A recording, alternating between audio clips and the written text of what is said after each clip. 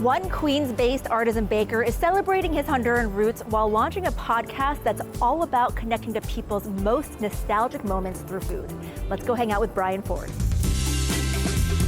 All right, hey Bryan, how's it going? How are you? Thanks for having me in your kitchen. Absolutely, thanks for coming. We're in Queens. Now, it looks like you have things ready for us to bake, but before we even get into this, tell me about what kind of food you bake. Part of the growth of my career has been getting in touch with my roots, my heritage, where my parents are from. And that is? That's Honduras, Central America. So today we're actually going to be making pan de coco. I love pan de coco. Yeah, so that's just one of the most common breads in Honduras that you could ever make and eat. So I'm really excited to share it with you. Now, before we even start baking, I do want to hear a little bit about your podcast. Yeah, Coming out. The Flaky Biscuit Podcast. I'll be cooking each guest's most nostalgic meal. So we then talk about how that meal kind of shaped their career, and of course we end the episode with a call to action for our listeners about how our guests might be changing their community. And that was something that was really special to us when we created this kind of vision for the show. Let's actually get into baking this bread. Let's make some pan de coco. This. We've got some whole grain flour and some white flour here. You're gonna actually add our sourdough starter. We can add some coconut milk. So how much of that? Go ahead and add all of that.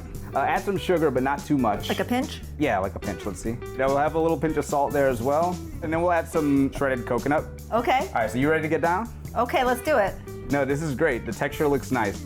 I'm gonna just kind of knead it for a minute. Now that is a dough. It did not look like this when I was doing it. So this dough is gonna rest for between 4 and 6 hours, depending on your ambient temperature, and then we'll shape it and bake it.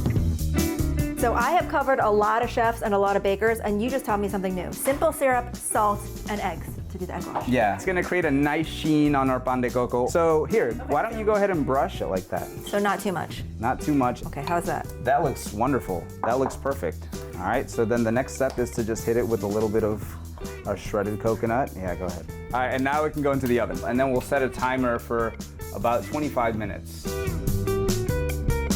Okay, it smells really good in here right now, so I feel like it's time for us to eat these things. Let's eat them. All right, let's go. So this is the moment. This is the moment of truth. This is the moment we've been waiting for. Okay, what do we do? I feel like we should do this together. You can grab it there and just pull it apart. Oh my God, it's so good. Okay, there's nothing like fresh baked bread from the oven. Bryan, where can people listen to your podcast? So people can listen to the podcast on Shondaland Audio, wherever you find podcasts, look up Flaky Biscuit. I'm gonna make a suggestion. You should call it Pan de Coco. Thank you so much for hanging out. Thank Cheers. you. Cheers.